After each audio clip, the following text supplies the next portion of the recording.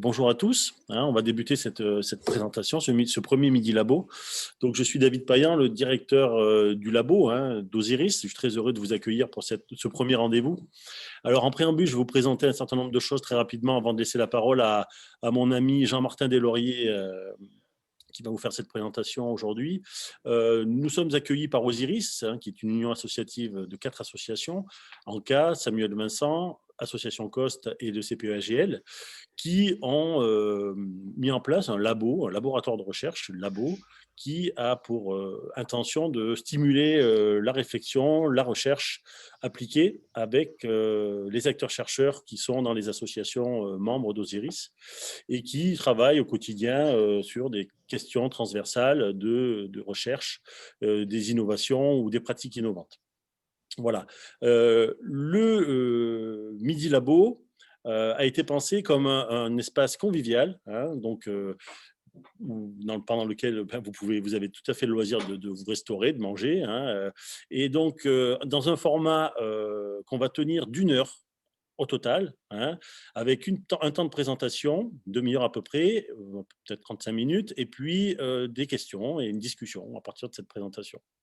Le Midi Labo a vocation à proposer des savoirs universitaires, ce qui est le cas aujourd'hui, mais aussi des savoirs expérientiels. C'est-à-dire que nous pourrons inviter dans les prochains rendez-vous des professionnels qui viendront présenter des initiatives, des expériences, voire pourquoi pas des usagers si c'est possible. En tout cas, le Midi Labo est très large et très ouvert et on souhaite vraiment réunir de manière très conviviale sur des temps de repas, voilà, des petites présentations et des échanges. C'est notre idée du labo. Je regarde des petites notes. Alors, avant de laisser la parole à Jean-Martin Deslauriers, je voudrais remercier Katia et Pascal, sans qui ce Midi Labo ne pourrait pas se faire. C'est eux qui nous ont aidés à le construire et à le réaliser. Voilà. Et puis, vous rappelez d'éteindre vos micros pendant la présentation, et puis vous pourrez le rallumer une fois que la présentation sera terminée pour les échanges, les questions, et bien évidemment. Voilà, je crois que j'ai dit ce que je voulais dire. Je vous laisse maintenant avec Jean-Martin Deslauriers, professeur de travail social à l'Université d'Ottawa, qui nous fait le plaisir d'être parmi nous pendant un certain temps et qui va nous faire une présentation sur la vulnérabilité du point de vue des pairs. Les pairs dans nos métiers, dans nos champs, c'est très important et en même temps, j'ai l'impression que c'est parfois un point aveugle ou en tout cas un point flou. Donc, je suis très heureux de laisser la parole à Jean-Martin Deslauriers sur cette question-là. Et puis, on se retrouve pour, une fois que la présentation est terminée, pour les échanges et les questions. Merci beaucoup. Bonjour à vous, ça me fait plaisir de me joindre à vous ce midi. D'ailleurs, je débute en félicitant David Payan pour sa programmation de conférence midi. C'est une excellente idée pour se partager des connaissances, des idées et des pratiques prometteuses. Et aujourd'hui, j'ai l'honneur de me joindre à vous pour vous partager des réflexions et là aussi à la fois théoriques, mais sur le plan pratique, sur l'accompagnement de jeunes pères. De jeunes pères qui ont un enfant avec une mère de moins de 20 ans. Je débute en partageant mon écran et aussi en vous disant quelques mots à mon sujet. En fait, j'ai débuté ma carrière comme travailleur social en travaillant auprès d'hommes ayant des comportements violents. Ensuite, dans des services variés, notamment auprès de familles vulnérables, en santé mentale aussi. Et puis, je travaille en ce moment auprès d'hommes ayant vécu des abus sexuels durant leur enfance.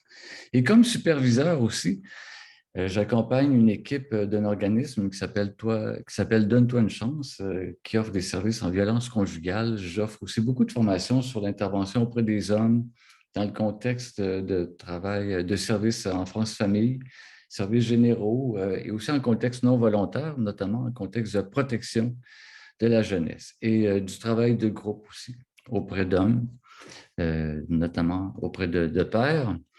Et puis, comme chercheur, je m'intéresse donc à la paternité chez les adolescents, au rapport des hommes aussi avec leurs problèmes personnels, comment les hommes réagissent face à leurs difficultés dans leur vie intime, et le parcours de demande d'aide des hommes aussi, lorsque des hommes choisissent d'aller consulter, et la réaction des intervenants qui les reçoivent aussi.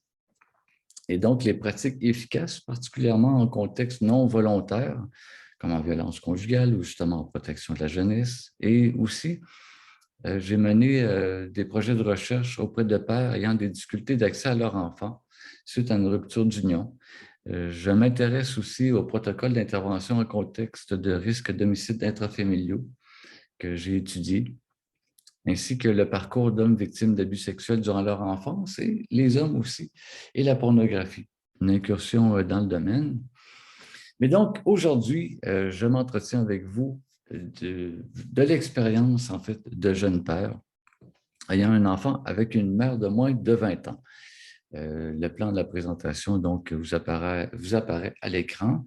D'abord, quels étaient les objectifs de la recherche, la méthodologie employée, les résultats aussi aux différents temps, en fait, au temps de mesure, les constats généraux qui s'en dégagent et quelques recommandations sur le plan de l'intervention et des actions possibles. D'abord, pourquoi s'intéresser aux jeunes pères? D'abord, pour les mères, j'entendais d'ailleurs dans une ligne ouverte Mme Fatima Oussak qui parlait de l'importance de l'égalité homme-femme et ça passe par le partage des responsabilités. Donc, des responsabilités entre les mères et les pères, mais aussi pour les enfants, quand on parle de lutte à la pauvreté des enfants, notamment issus de familles monoparentales, donc sous la responsabilité d'une mère seule, on n'a pas souvent le réflexe de se poser la question, quelle est la place des pères dans la lutte à la pauvreté chez les enfants? Et aussi la santé mentale des enfants qui souffrent de l'absence d'un des deux parents. Donc, faire la promotion de la présence des pères, c'est ça aussi. Et les pères eux-mêmes qui peuvent vivre différentes difficultés sur le plan de la santé mentale, notamment lors des séparations et de difficultés familiales aussi. Et somme toute, c'est un projet de société. S'occuper des mères, mais aussi des pères, c'est soutenir les familles dans différents contextes et c'est ce que j'inscris donc dans un projet de société. Donc, quand on parle des pères, c'est comme ça que je l'approche aussi. Et concernant les jeunes pères qui sont beaucoup plus présents qu'on ne le croit, j'ai trouvé une statistique qui m'a d'ailleurs interpellé. Il est documenté que 85% des enfants de mères de moins de 20 ans ont un père qui ont signé leur acte de naissance. Donc, on est loin du mythe du père fantôme qui peut circuler dans différents contextes. Donc, raison de plus pour s'intéresser aux jeunes pères. Et le contexte de démarrage de la recherche, c'est moi-même, en fait, qui m'intéressait comme intervenant social aux façons de mieux rejoindre les jeunes pères, mais aussi de les recruter. Une fois qu'on les recrute, qu'ils ne regrettent pas d'être venus, en fait. Donc, de pouvoir les intégrer, notamment aux rencontres prénatales, par exemple. Alors, dans mon travail, dans lequel j'avais à rencontrer des parents de la grossesse jusqu'à l'âge d'entrée à l'école de leur enfant, c'est-à-dire 5 ans, j'ai vu des pères, j'ai accompagné des pères dans différents contextes. Et je souhaitais aussi dépasser ce qui est visible sur le terrain, parce que souvent, les pères sont absents et ça donne l'impression que les pères sont absents de la vie de leurs enfants parce qu'on les voit peu dans les services. Mais en réalité, les réalités sont beaucoup plus complexes et j'ai souhaité donc développer aussi un volet longitudinal, donc de la grossesse, le plus proche possible de l'annonce de la grossesse, à 12-14 ans, donc de leur propre enfant, leur enfant qui était devenu adolescent à leur tour. Et aussi comme cadre théorique, c'est-à-dire comme lecture de la situation multifactorielle. Donc, le modèle écosystémique offre cette possibilité de tenir compte de plusieurs facteurs qui influencent l'engagement des jeunes pères, leur parcours en général, comme je le montre à l'écran en ce moment. Il y a la famille d'origine du père, la famille de la jeune mère, une nouvelle conjointe aussi dans sa vie ou nouveau conjoint de la jeune mère après une séparation notamment, La vie de couple quand ils sont encore ensemble, comment les services sociaux et de santé font de la place ou non aux pères, le système judiciaire, l'école, le marché du travail. Je vais revenir tout à l'heure. Donc, c'est dans cette perspective que les objectifs de la recherche étaient de documenter qui sont les jeunes pères, en faire un portrait, montrer une diversité de situations et étudier les perceptions aussi qu'ils ont face à leur rôle et l'expérience émotive aussi qui s'y rattache, donc de l'annonce de la grossesse jusqu'à 12 à 15 ans de vie de leur enfant et identifier quels sont les facteurs en jeu. Au départ, au temps 1, j'ai interrogé 34 jeunes pères qui, donc, 34 jeunes hommes, c'est-à-dire qui allaient devenir pères. Je vais juste m'assurer où en est l'enregistrement avant. Très bien, ça va. Donc, 34 jeunes hommes qui allaient devenir pères et par la suite, 1 an de vie de leur enfant et à l'adolescence de leur enfant, en faisant des entrevues semi-structurées avec eux, en reprenant des questions similaires à chaque fois, mais aussi en documentant leur situation socio-démographique de façon systématique à chaque fois, et ainsi aussi qu'une mesure du réseau social. Donc d'abord, les temps 1 et 2, c'est-à-dire grossesse et à la première bougie de leur enfant.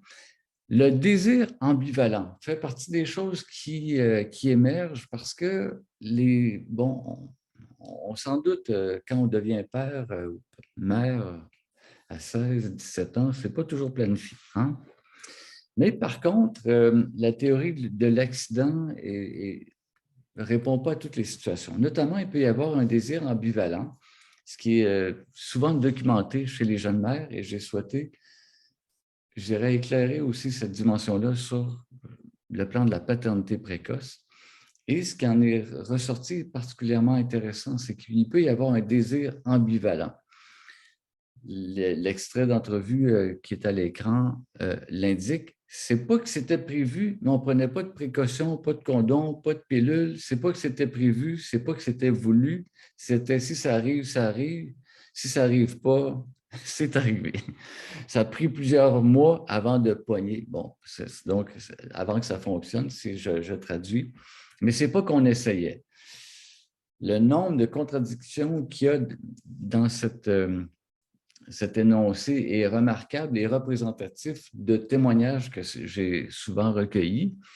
Donc, les jeunes hommes comme les jeunes femmes y pensent et un peu s'en remettent au hasard.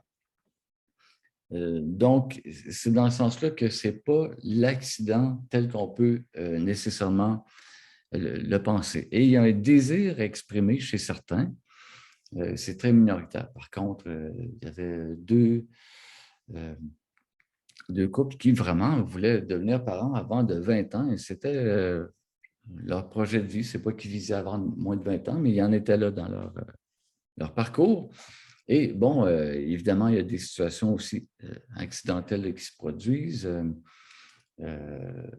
Un antibiotique, par exemple, qui fait qu'un contraceptif oral diminue en efficacité, par exemple.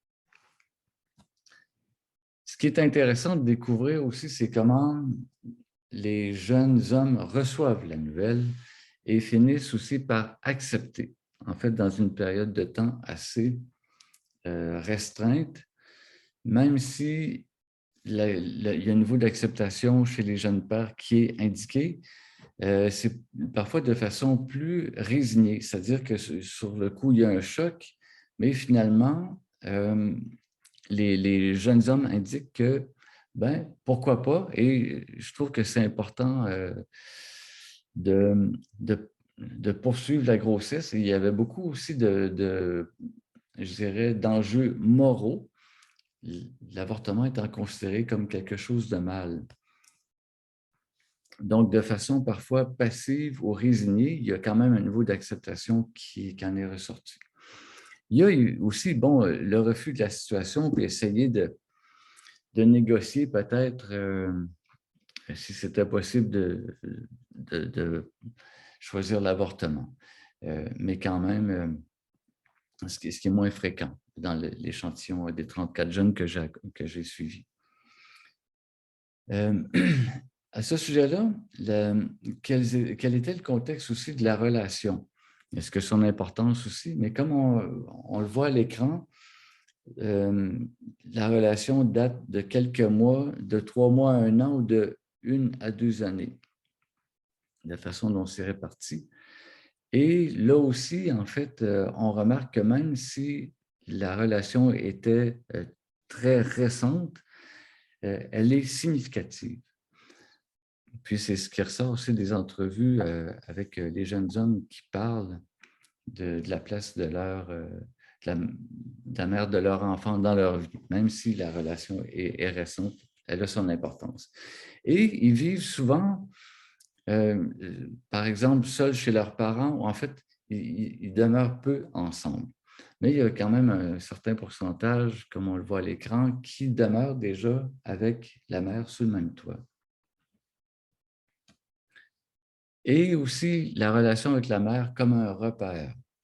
Un certain nombre de jeunes rapportent avoir des meilleurs comportements, avoir fait des meilleurs choix de vie grâce à la présence de leur compagne, notamment cet extrait qui dit, bon, des vols d'auto, du vandalisme, c'était grave. Puis là, quand j'ai rencontré ma blonde, hein, donc ma copine, j'étais encore là-dedans et puis c'est elle qui m'a sorti de ça, puis qui m'a vraiment sauvé. Et puis bon, je me dis, si j'avais à continuer à me tenir avec le monde avec qui je me tenais, je serais en prison, c'est sûr. Donc, de pouvoir avoir bénéficié du soutien, en fait, de la jeune mère, c'est important. Un autre élément aussi qui m'a frappé, qui est une forte convergence à l'intérieur des entrevues, c'est le sens donné à la paternité, pardon. Comme on le voit dans les extraits, je suis content, il n'y a rien de mieux qui peut m'arriver, c'est d'avoir des responsabilités. En fait, ça fait partie des choses que j'ai souvent entendues aussi, le sentiment de devenir meilleur, de faire des choix qui mènent à, c'est ça, avoir une vie qui s'améliore. Notamment aussi un autre Félix, qui mentionne, on ne pensera plus juste au jour le jour. Donc, avoir un petit peu plus une perspective à long terme, puis, comme il le dit, je dirais un coup de maturité. Donc, plus prévoir, notamment aussi réfléchir à comment gagner sa vie, retourner aux études. Et c'est en même temps aussi une transition vers la vie adulte, hein, c'est devenir jeune et être un jeune et devenir père, mais c'est aussi être un jeune et devenir adulte. Bon, un autre qui mentionne, je pense que je suis vraiment devenu un homme, je suis capable d'assumer des responsabilités. Et puis un autre qui mentionne, bon, j'ai maturé, j'ai vieilli en dedans, je comprends plus la vie, j'ai un enfant, je me suis mis ça dans la tête, j'ai fait un homme de moi.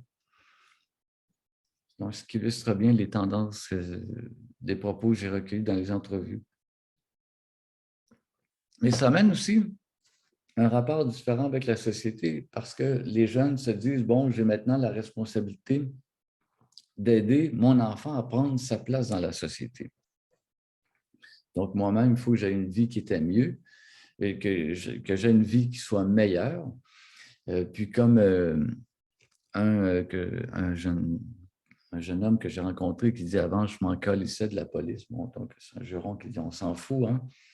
Je crache dans la face, moi, la police, je m'en calisse. Le lendemain, je fais ressortir, ça ne me dérangeait pas. Puis là, bon, là, ça ne me tente plus de faire ça. Je veux rester avec ma femme, je veux rester avec ma petite fille, je veux être un citoyen normal. Je ne veux pas être un criminel. Je veux avoir des buts dans la vie. Ça change la manière de voir les choses, ça fait vieillir. Donc, c'est dans ce sens-là, et c'est souvent ressorti dans les entrevues aussi. Donc, de devenir un citoyen plus fonctionnel, finalement, de se faire soi-même une place dans la société pour aider notre enfant à se faire une place aussi dans la société. 12 à 15 ans plus tard, à l'adolescence de leur enfant, Qu'est-ce que les jeunes hommes, en fait, qui étaient rendus finalement des pères plutôt donc fin vingtaine, dans la trentaine, ce qui m'a étonné comme résultat, ce n'était pas l'impact d'être devenu père plus tôt, c'était plutôt de s'être séparés et d'avoir des difficultés d'accès. Donc, sur les 20 que j'ai interrogés, 8 n'avaient aucun accès et 3 avaient un accès occasionnel. Donc, seulement 2 en garde partagée. Et certains aussi, c'était une autre surprise, même si une tendance minoritaire, 3 gardes pleines au père et 4 donc, qui sont encore en couple, c'est-à-dire donc un accès quotidien à leur enfant. Mais il reste comme tendance importante la difficulté d'accès à leur enfant, qui est identifiée comme les difficultés importantes beaucoup plus que d'être devenu père plus tôt, donc avant 20 ans. Et aussi, ce qui était, je dirais, dramatique dans leur situation, c'est de ne pas savoir pourquoi cette difficulté d'accès était présente. Certains sans doute, par exemple, mentionnent, au début, c'était correct, puis après ça, c'était plus correct, elle a changé d'idée, ça fait 2 ans, je ne l'ai pas vue, je n'ai pas de nouvelles, rien du tout. D'autres tentent ponctuellement de reprendre une discussion pour négocier, voir les possibilités de voir leur enfant. On était supposé aller manger ensemble au restaurant avec le petit pour le revoir tranquillement, faire une introduction dans sa vie. Et à chaque fois, il y avait toujours des excuses qu'elle me donnait. Ah ben finalement, je ne peux pas. Mais comme je le mentionnais, en ne connaissant pas les motifs de la mère, donc les pères ont du mal à avoir des solutions, même légalement, même lorsqu'ils ont la garde partagée. Parfois, la mère refuse d'indiquer où elle habite, quelle école ou quelle garderie l'enfant fréquente. Parfois aussi, certains déménagent, certaines. Donc, ça indique des situations dans lesquelles les enfants font eux-mêmes la demande de venir les voir, mais sans succès aussi. Parce qu'à 12, 14 ans, certains jeunes réussissent à obtenir le numéro de téléphone du père, par exemple, et à lui parler, mais sans que la situation puisse changer. Ce qui est courant aussi comme situation à l'intérieur des pères qui ont des difficultés d'accès, c'est les allégations ou les reproches qui sont variés. Sur les papiers d'avocat, elle a marqué, comme on le voit dans l'extrait, que je ne répondais pas aux besoins des enfants. J'étais irresponsable, je n'avais jamais été là pour eux. Et puis, bon, ils m'ont sali, ces papiers. Ça fait qu'en cours, tout de suite, je n'avais pas d'avocat pour me battre. Ça passait tout de suite comme dans le beurre, dans le sens de perdre la garde, finalement. La consommation aussi d'alcool, de drogue, ça fait partie des choses qui sont alléguées par la mère pour modifier, donc, ou c'est-à-dire empêcher l'accès à l'enfant. Quand j'avais mon gars, je sortais, je rencontrais du monde, ça ne me tentait pas de rester tout seul. Il y a du monde qui sont allés lui dire que je buvais et que je prenais de la drogue. Elle a dit que j'avais un problème de drogue. Donc, ça fait partie des choses qui se présentent aussi, qui mènent à cette situation-là, où certains se sont fait reprocher un manque de compétences, notamment dans les devoirs, le suivi des devoirs. D'autres au sujet du logement des pères, ou bien l'alimentation, des petits ennuis que l'enfant aurait eus, qui amènent les mères à annuler les accès de fin de semaine, ou l'arrivée d'un nouveau conjoint aussi, donne l'impression aussi au père que la mère a envie de reconstituer une nouvelle famille à temps plein sans lui.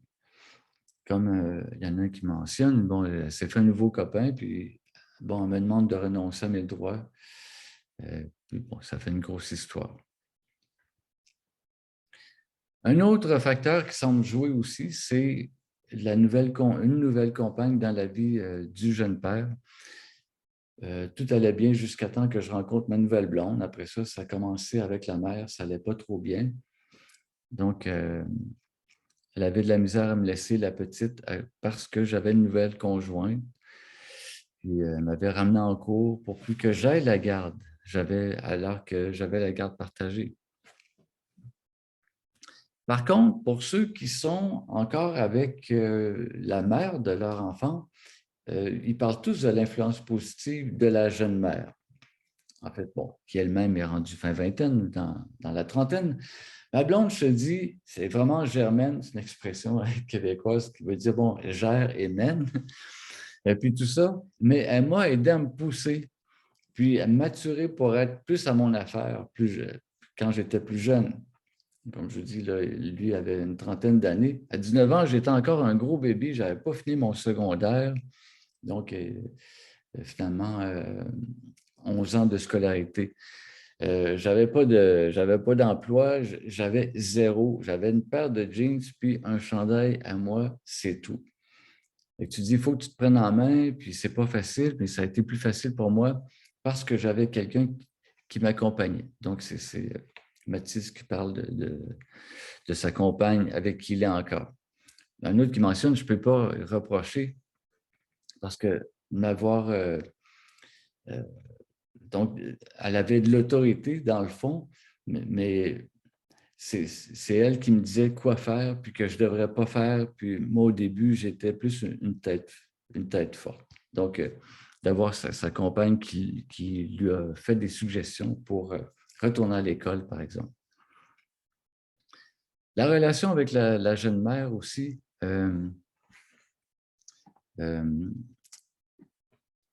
et à ce moment-là aussi, les parents de la jeune mère est important. Si, par exemple, les parents souhaitent pas, les parents de la jeune mère ne souhaitent pas que le père soit présent dans la vie de leur fille, ça va être plus difficile, surtout quand les jeunes parents ne vivent pas ensemble, d'aller visiter donc son enfant chez les parents de la jeune mère, c'est pas facile. À l'inverse, quand les grands-parents, c'est-à-dire les parents du jeune père, sont présents, notamment lors de la séparation avec la jeune mère, ça fait une grosse différence, notamment de pouvoir avoir un logement ou recevoir leur enfant dès la séparation. D'ailleurs, les deux seuls pères qui ont la garde partagée sont parmi les rares aussi qui ont pu retourner vivre chez leurs parents et tout de suite prendre leur enfant avec eux pour débuter une garde partagée.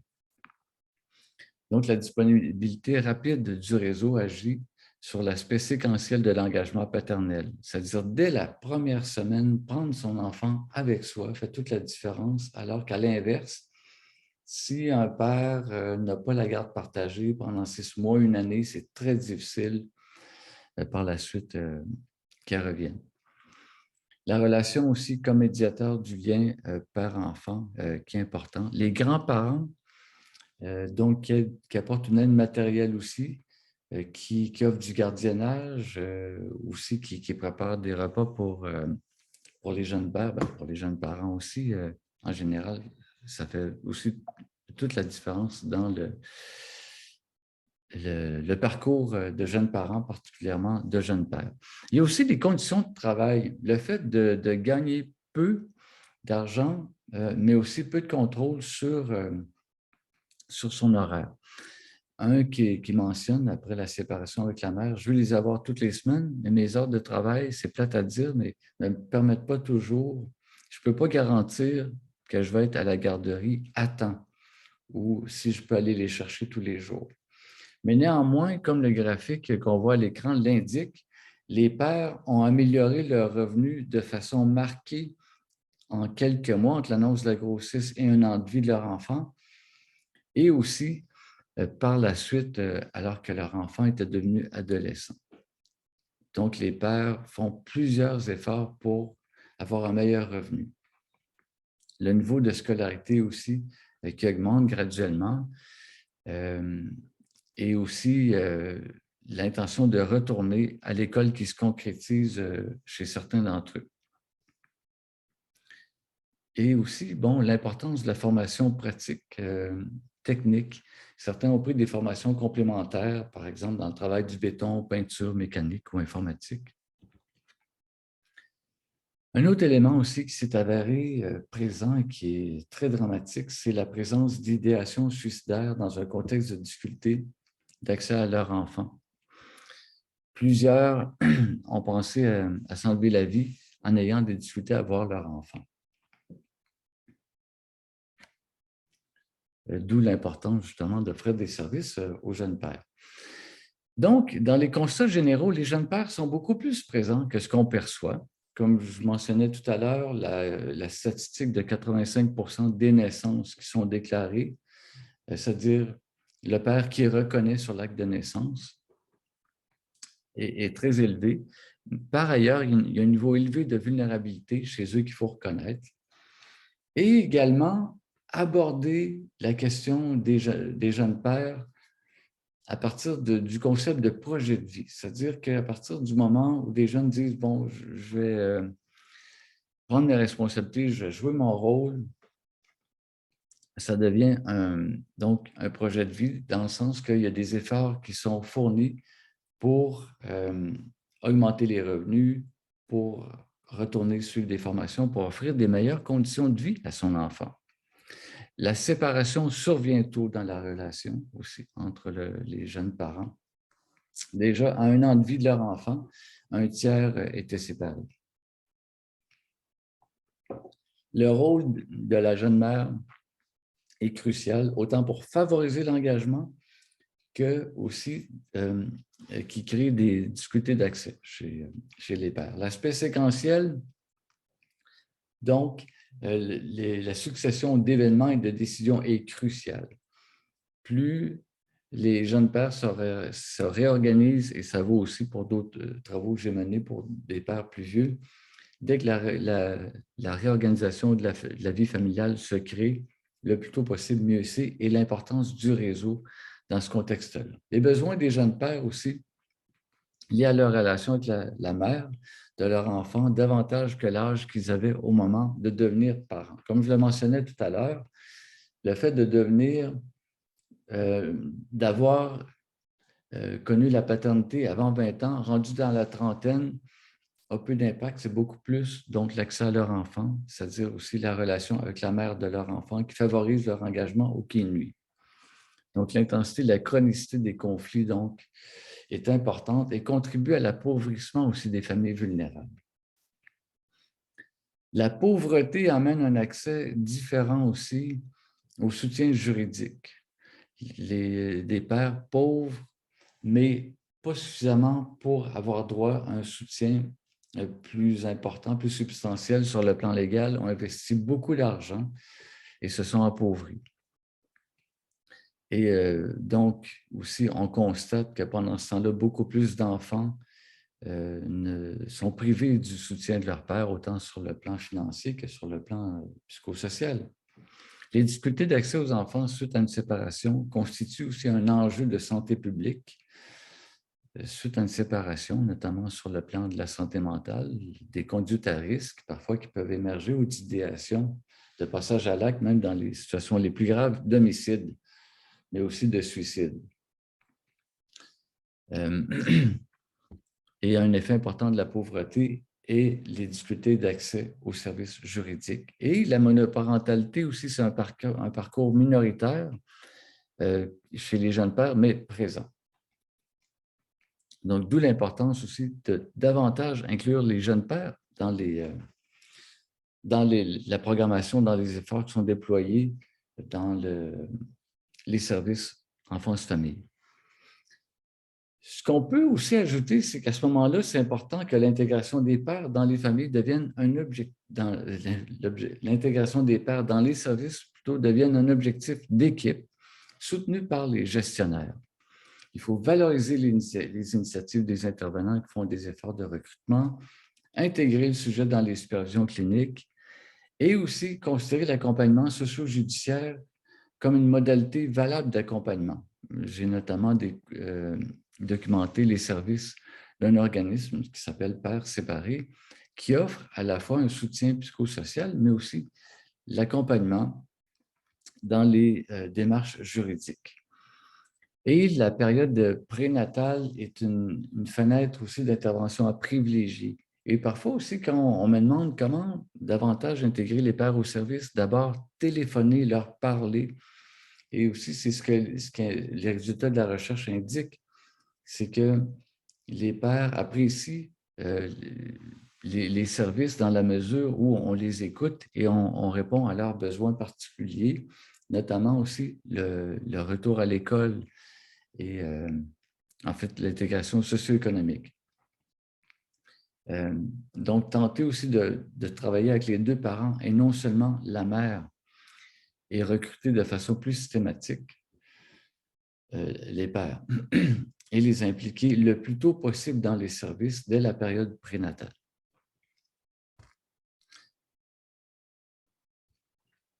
Donc, bon, je passe un petit peu plus rapidement et puis je demeure disponible pour les questions tout à l'heure de toute façon ou par la suite, si vous le souhaitez, ce sera un plaisir pour moi. Favoriser l'insertion socio-économique des jeunes pères, c'est aussi une dimension donc, à développer dans les services, mais aussi la souplesse dans la disponibilité, notamment le soir, la fin de semaine, et aussi avoir une façon différente de travailler avec les jeunes pères ou les jeunes hommes qui vont plus être tournés, par exemple, vers l'action pour travailler sur leurs conditions, finalement, d'exercice de la paternité plus que sur leur vécu, par exemple. Et donc, d'où l'importance de l'approche de la main tendue, et c'est-à-dire avoir une approche proactive vers les pères pour les recruter. Et pour y arriver, c'est un travail d'équipe. Et aussi, comme femme, plein d'intervenantes sociales jouent un rôle important aussi en travaillant avec les pères, mais aussi en travaillant avec les mères. J'irai tout de suite donc dans les faits saillants, c'est que les jeunes pères ne sont pas des pères fantômes, mais sont très présents bon, dans la majorité des cas. Et c'est ce qui ressort aussi de d'autres projets de recherche que j'ai consultés, mais à des degrés qui peuvent être variables. Il est pertinent de les inviter rapidement pour les intégrer au service. Il faut faire aussi un effort supplémentaire pour les rejoindre, notamment en adaptant nos disponibilités, parce que souvent les pères qui présentent plusieurs facteurs de vulnérabilité ont peu de contrôle sur leur horaire. Donc, s'adapter, écouter leur point de vue aussi, le sens qu'ils donnent à leur expérience et la paternité comme une transition, une expérience significative, tout en reconnaissant aussi les difficultés particulières qu'ils vivent. Et que la paternité, c'est un peu contre-intuitif comme résultat aussi, chez ces jeunes hommes, constitue un facteur d'intégration sociale. Tous les efforts qu'ils ont déployés dès, en fait, l'annonce de la grossesse, plutôt, en fait, dès la décision prise d'assumer cette responsabilité, est étonnante. Donc, devenir un meilleur citoyen, devenir meilleur tout court. Donc, c'est dans ce sens-là que la notion de projet de vie est importante dans l'accompagnement, autant en fait de jeunes mères, cet élément-là est documenté chez les jeunes mères, que ça devient un projet de vie et pas un accident. Donc, pour avoir un lien avec les jeunes parents, c'est plus porteur de parler de projet de vie. Et retenir aussi l'importance de la jeune mère dans l'engagement paternel, que le couple soit séparé ou uni. Je vais m'arrêter ici pour qu'on puisse discuter de ces réflexions, de ces résultats.